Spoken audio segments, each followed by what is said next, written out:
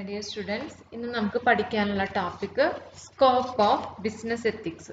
എന്താണ് business ethics നമ്മൾ പഠിച്ചു. ഇനി അതിൻ്റെ ഏതൊക്കെ ഏരിയ, അതിൻ്റെ സ്കോപ്പ് എന്താണെന്നാണ് നെക്സ്റ്റ് പഠിക്കുന്നത്.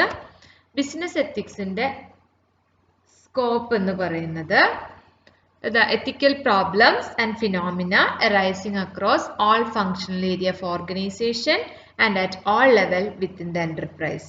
ഒരു ഓർഗനൈസേഷൻ്റെ ഫങ്ഷണൽ ഏരിയാസ് എന്തൊക്കെയാണോ അവിടെ എല്ലായിടത്തും, അതുപോലെ തന്നെ ഓർഗനൈസേഷൻ്റെ എന്റർപ്രൈസിന്റെ എല്ലാ ലെവലിലും എന്തൊക്കെയാ, ഓൾ ലെവൽസ് നമുക്കറിയാം അല്ലെ, ഏതൊക്കെയാ 3 ലെവൽസ്. അപ്പോൾ upper level, middle level, bottom level.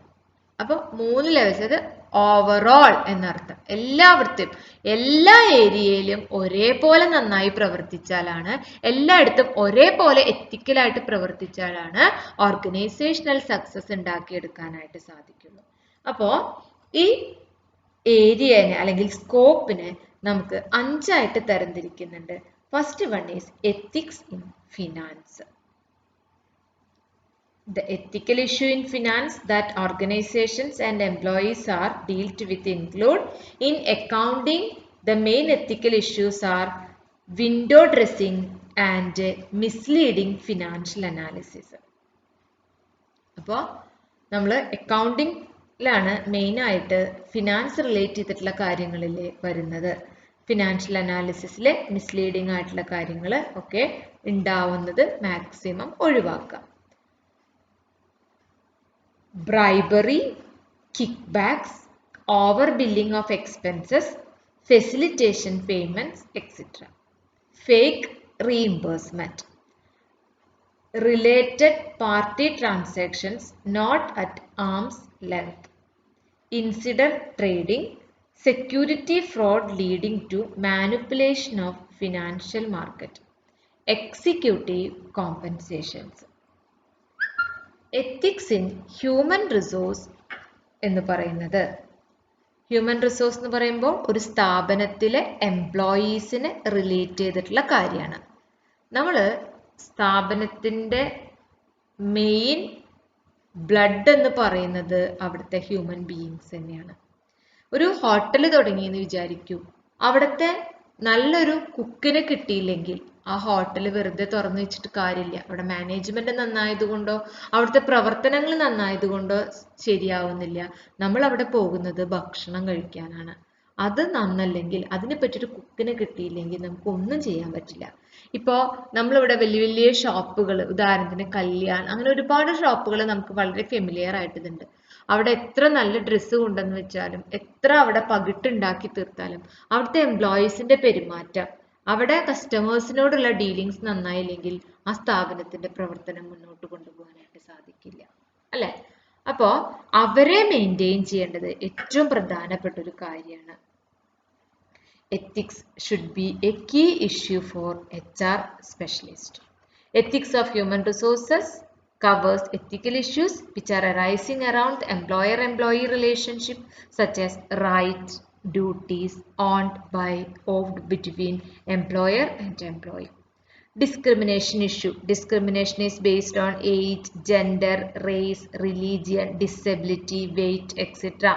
ഇപ്പോൾ യാതൊരു തരത്തിലും എംപ്ലോയീസിൻ്റെ ഇടയിൽ സ്ത്രീകളോടൊരു പെരുമാറ്റം, പുരുഷന്മാരോട് വേറെ രീതിയിലെ പെരുമാറ്റം, അതുപോലെ കുറേ ചെറുപ്പക്കാരോടൊരു പെരുമാറ്റം, പ്രായമേറിയൊരു വേറൊരു പെരുമാറ്റം, അതുപോലെ അവരുടെ ജാതിയുടെ ബേസിൽ അല്ലെങ്കിൽ അവരുടെ കഴിവ് കുറവുകളെ എടുത്ത് പറയുക, അങ്ങനെയുള്ള ചെറിയ ചെറിയ കാര്യങ്ങളൊക്കെ മാനസികമായി തളർത്തുന്ന രീതി, എല്ലാവരെയും ഒരേപോലെ കാണാൻ പറ്റുന്ന ഒരു സിറ്റുവേഷൻ ഉണ്ടാവണം.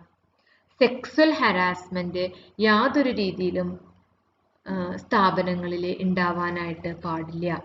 Issue adjoining the representation of employee and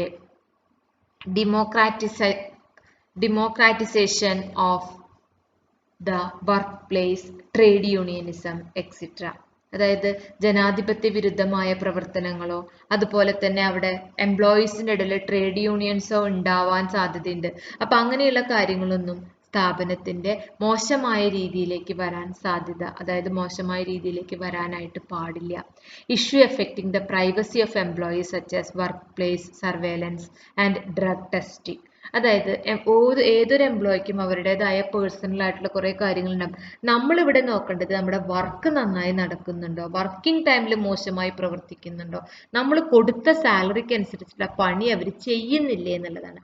അല്ലാതെ ഓവറായിട്ട് അവരുടെ പേഴ്സണൽ കാര്യങ്ങൾ ഇടപെടാനായിട്ട് പാടില്ല.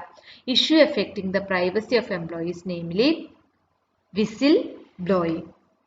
Issue relating to the fairness of the employment contact and the balance of power between employer and employee. എപ്പോഴും മുതലാളിയും തൊഴിലാളിയും തമ്മിൽ നല്ലൊരു ബന്ധം മെയിൻറ്റെയിൻ ചെയ്യണം. Occupation safety and health. നമുക്ക് ജോലി ചെയ്യുമ്പോൾ പലതരത്തിലുള്ള ജോലി ചെയ്യുന്ന ആൾക്കാരുണ്ടാവും. അവരുടെ സേഫ്റ്റി, അവരുടെ ഹെൽത്ത് ഒക്കെ പല ആസിഡുകൾ കൈകാര്യം ചെയ്യുന്ന ആൾക്കാരുണ്ടാവും. ഫയർ അല്ലെങ്കിൽ ഒരുപാട് കാര്യങ്ങൾ അല്ലേ, നമ്മുടെ ജോലി ചെയ്യുന്ന സമയത്ത് മെഷീൻ്റെ ഇടയിൽ പ്രവർത്തിക്കുന്ന ആൾക്കാർക്ക് പല റിസ്കുകൾ ഉണ്ടാവും. അങ്ങനത്തെ ഓരോ തരം ജോലികളുണ്ടാവും. അപ്പം അതിനൊക്കെയുള്ള സേഫ്റ്റി പ്രൊവൈഡ് ചെയ്യണം.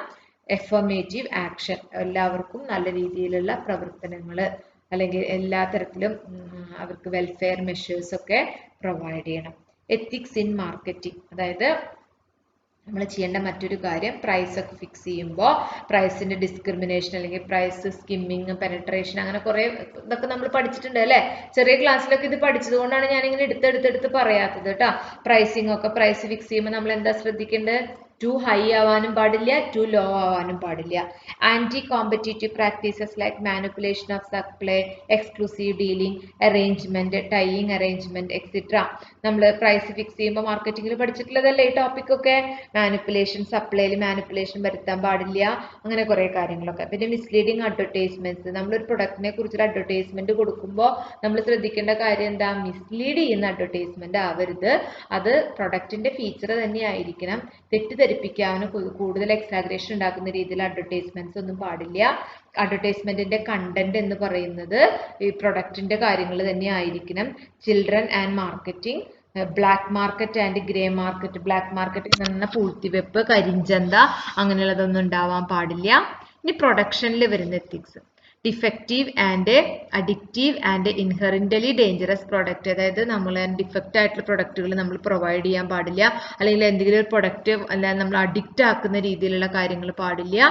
അതുപോലെ ethical relation between the company and environment including pollution, എൻവിയോൺമെന്റൽ ethics, carbon emission trading et cetera, emissions trading et cetera. നമ്മളൊരു പ്രൊഡക്ഷൻ നടക്കുന്ന സമയത്ത് നമ്മുടെ ഒരു പ്രൊഡക്റ്റ് പ്രൊഡ്യൂസ് ചെയ്യുന്നതിന്റെ ഭാഗമായിട്ട് നമ്മുടെ സമൂഹത്തിലെ പൊല്യൂഷൻ അല്ലെങ്കിൽ മോശമായിട്ടുള്ള കാര്യങ്ങളോ ഒന്നും ഉണ്ടാവാൻ പാടില്ല. നമ്മുടെ പ്രൊഡക്റ്റിന്റെ യൂണിറ്റിന്റെ പുകയോ അല്ലെങ്കിൽ അതിന്റെ വേസ്റ്റോ മറ്റുള്ളവർക്ക് ബുദ്ധിമുട്ടുണ്ടാക്കുന്ന രീതിയിലാവാനായിട്ട് പാടില്ല. അതുപോലെ തന്നെ ethical problems arising out of new technology, for example genetical modified food. നമ്മുടെ വേറെ രീതിയിലുള്ള ടെക്നോളജികൾ നമ്മുടെ രാജ്യത്ത് എങ്ങനെയുള്ള രീതിയാണ് മുന്നോട്ട് പോകുന്നത്, ആ രീതിയിലുള്ള പ്രൊഡക്റ്റുകളായിരിക്കണം നമ്മൾ പ്രൊവൈഡ് ചെയ്യേണ്ടത്. അതുപോലെ product testing ethics, product testing, നമ്മൾ ഏതൊരു പ്രൊഡക്റ്റ് പ്രൊവൈഡ് ചെയ്യുമ്പോഴും അതൊന്ന് ടെസ്റ്റ് ചെയ്ത് അല്ലാതെ കുഴപ്പങ്ങളൊന്നും ഇല്ല എന്ന് മനസ്സിലാക്കിയിട്ട് അത് പ്രൊവൈഡ് ചെയ്യാൻ ശ്രമിക്കുക. അത് നമ്മുടെ ഭാഗത്തുനിന്ന്, പ്രൊഡ്യൂസറിന്റെ ഭാഗത്തുനിന്ന് ശ്രദ്ധിക്കേണ്ട ഒരു എത്തിക്സ് ആണ്.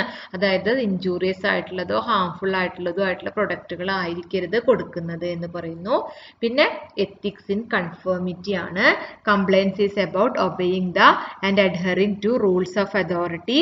The motivation of being compliant could be to do the right thing out of the fear of being caught rather than a desire of abiding the law. നമ്മൾ ഏതൊരു രാജ്യത്ത് നിലകൊള്ളുന്നതോ ഏതൊരു ജില്ലയിൽ നിലകൊള്ളുന്നുവോ ഏതൊരു പഞ്ചായത്തിൽ നിലകൊള്ളുന്നുവോ അല്ലെങ്കിൽ ഏതൊരു മുനിസിപ്പാലിറ്റിയിൽ നിലകൊള്ളുന്നുവോ അവിടുത്തെ നിയമങ്ങൾക്ക്, റൂൾസ് ആൻഡ് റെഗുലേഷൻസിനനുസരിച്ച് പ്രവർത്തിക്കാൻ നമ്മൾ എപ്പോഴും തയ്യാറാവണം. അപ്പൊ ഇത്രയും കാര്യങ്ങളാണ് നമുക്ക് പഠിക്കാനുള്ളത്. ഫിനാൻസിനെ റിലേറ്റ് ചെയ്തിട്ടുള്ളത്, ഹ്യൂമൻ റിസോഴ്സസിനെ റിലേറ്റ് ചെയ്തിട്ടുള്ളത്, marketing, production and conformity. Okay, thank you.